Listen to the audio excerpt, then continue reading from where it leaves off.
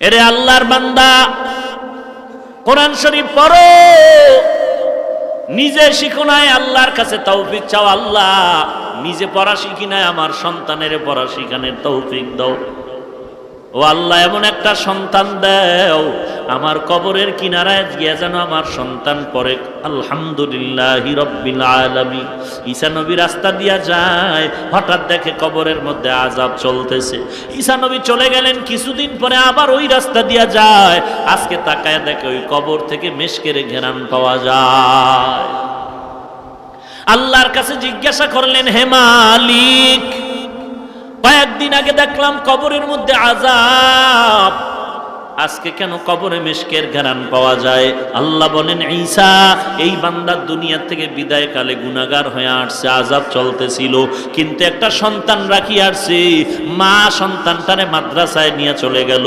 সন্তান মাদ্রাসায় যাওয়ার পর শিক্ষকেরা তারে পড়াইলো, পড়ো বিসমিল্লাহির রহমানির রহিম। আমি আল্লাহর কুদরতি মায়া বেড়ে গেল।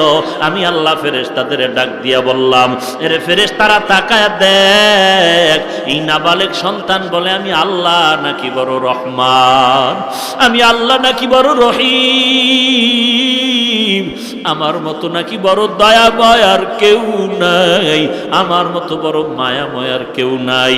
আমি যদি এত দয়াময় ওই বাচ্চাটায় বলে তো আমি দয়া না করিয়া পারি না।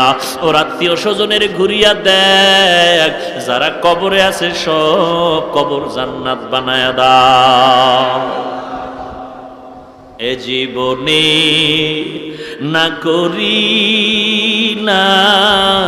বন্দেগি, গুনাহ করে কাটাইলাম জিন্দেগি, গুনাহ করে কাটাইলাম জিন্দেগি। তওবা করে আবার তওবা ভাঙ্গিলাম, তওবা করে আবার তওবা ভাঙ্গিলাম, অবশেষে খাঁটি তওবা করিলাম, অবশেষে খাঁটি তওবা করিলাম। এর যুবক আল্লাহর গোলাম, মনে মনে একটা শখ জাগছে, তুই কক্সবাজার যাবি, বন্ধু বান্ধবীর নিয়ে ঘুরবি।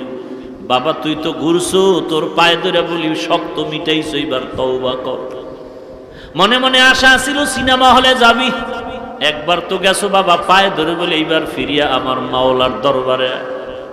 কারণ আমার মাওলা বারবার সতর্ক করে, ওই কবর কিন্তু ভয়ঙ্কর, ওই কবরের আযাব সহ্য করতে পারবা না, ভয়ঙ্কর আযাব, দুই পার্শ্বের মাটির চাপ। এমন কোন আল্লাহওয়ালা নাই যে কবরের চিন্তা করে কাঁদেন নাই। বালিশে মাথা লাগায় যখন রাতের বেলা বাতিটা নিবায় ঘুমাও, মনে মনে একটু প্রশ্ন করিস, ঘুমের মধ্যেও তো কত বান্দার মরণ হয়ে যায়। সকালবেলা যদি আমারে মা আইসা ডাকে আর বলে, বাবা ওঠ আর ঘুমাইও না, আইসা যদি দেখে পুরা বডিটা শক্ত হয়ে গেছে আর পুরা বরফের মতো বডিটা ঠান্ডা, মা চিল্লায় বলবে, তোরা কে আছো, আয়, আমার সন্তান দুনিয়াতে আর জিন্দা নেই। বাবায় কাঁদবে, মা কাঁদবে, তোর কোনো আওয়াজ হবে না। ওদিকে কেউ যাবে ইমামের খবর দিতে, হুজুর কোথাও যাবেন না, আমার সন্তানের জানাজাটা পড়ানো লাগবে।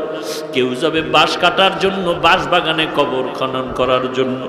কেউ যাবে তোরে জীবনের গোসলটা দেওয়ার জন্য, পানি গরম করতে থাকবে।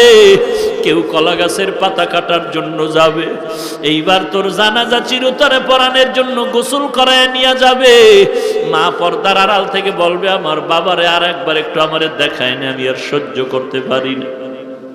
এরে আল্লাহর বান্দা চিন্তা কর, এক এক করে সবাই চলে যাচ্ছে, তোমার আমার একদিন চলনের ডাক এসে যাবে। কিন্তু একটু চিন্তা কর, কি রেখে যাচ্ছ দুনিয়াতে, আর সঙ্গে কি নিয়ে যাইতেছো। আল্লাহর কাছে তওবা কর, খাঁটি মনে তওবা কর। আল্লাহ, আমার মতো কত যুবক স্কুল কলেজ ভার্সিটিতে পড়ে, নামাজ ছাড়ে না নাই? আমার মতো কত যুবক র্যাব আর্মি পুলিশের চাকরি করে, নামাজ ছাড়ে না। আমার মতো যুবক ড্রাইভারি করে, নামাজ বাদ দেয় না। আমার মতো যুবক কোটি টাকার ব্যবসা করে, এক টাকাও হারাম খায় না। আমার মতো যুবক আল্লাহ তোমার প্রিয় বান্দা হয়ে গেছে, তওবা করে।